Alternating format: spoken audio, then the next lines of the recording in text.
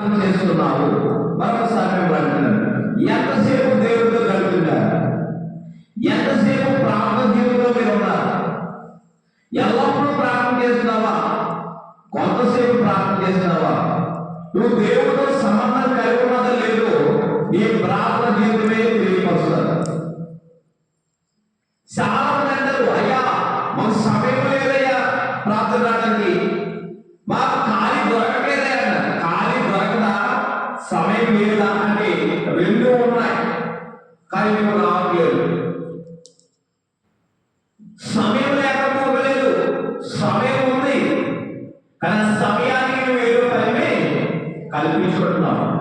లేదా సమయంలో ఇస్రాయల్కి ఇష్టపడుతున్నావు, లోక యావహాలకు ఇష్టపడుతున్నావు, ఈ లోకంలో బుద్ధిహీనమైన దానికి ఇష్టపడుతున్నావు.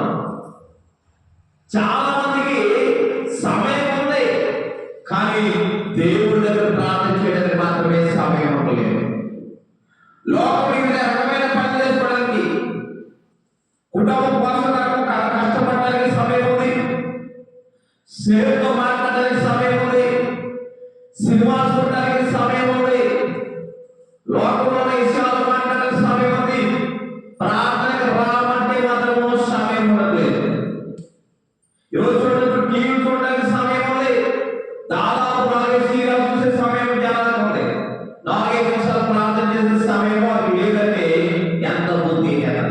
అసలు దేవుడిన సమయాన్నంతా కూడా నువ్వు లోకంలో ఇష్టపడి కష్టపడుతుంటే, ఇష్టపడి లోకం వరకు నువ్వు ప్రయాసపడుతుంటే, అసలు నీకు ఇచ్చిన దేవాలయం ఇచ్చిన సమయంలో ఆయన తీసుకుంటే కనుక, అసలు బ్రతకడానికి కావాల్సిన జీవాన్ని ఆయన తీసుకుంటే కనుక నీ పని ఏమైపోతే ఆ సమయంలో నీ పని ఉండదు. దేవుడికి సమయమే కాదు, ఆరోగ్యం ఇచ్చాడు, ఆయుష్ ఇచ్చాడు, నీ జీవాన్ని ఇచ్చాడు.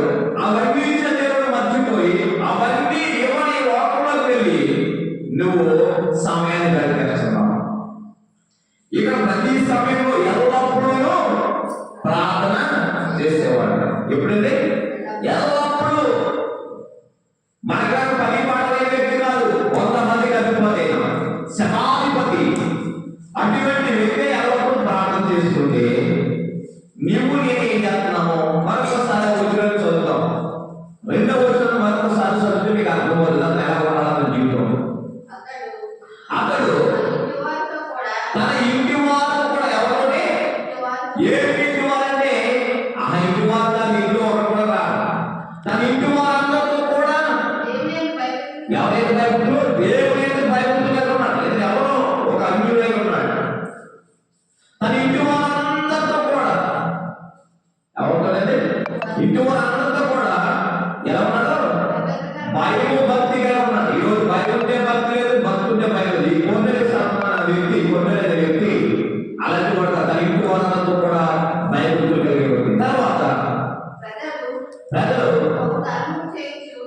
బహు ధర్మము చేయొచ్చు,